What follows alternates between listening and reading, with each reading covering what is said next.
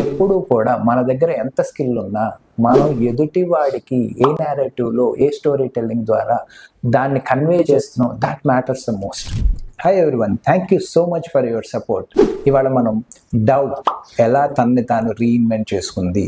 2003లో Dove was dyeing, చాలా failure ఉంది, అందరూ కూడా దాన్ని ఒక రెగ్యులర్ సోప్ లాగా చూస్తున్నారు. సో దానికి ఒక స్పెషల్ లేకపోవడం వల్ల ఆల్మోస్ట్ అది ఒక డైయింగ్ స్టేజ్కి వచ్చింది. అప్పుడు వీళ్ళు రియలైజ్ చేసింది ఏంటంటే ప్రాబ్లం ప్రోడక్ట్లో లేదు, ప్రాబ్లం చెప్పే నేరేటివ్లో ఉంది. దెన్ వాళ్ళు ఏం చేశారంటే O&M అనే ఒక ఇంటర్నేషనల్ బ్రాండ్ ఏజెన్సీని ఫైండ్ అవుట్ చేశారు.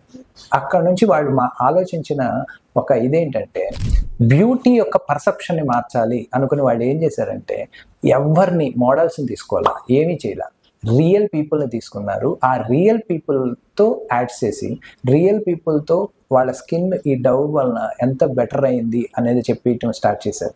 That is where Dove has grown from almost dyeing to ఈరోజు 5 బిలియన్ మార్కెట్ సేల్తో రన్ అవుతుంది. సో ఎప్పుడు కూడా చాలా సందర్భాల్లో ఇక్కడ మనం నేర్చుకోవాల్సింది ఏంటి అంటే ప్రోడక్ట్ వల్లనే ఒక ప్రోడక్ట్ చచ్చిపోదు, ఆ ప్రోడక్ట్ ప్రజలకి చెప్పే నేరేటివ్ వలన కూడా sometimes we lose the market.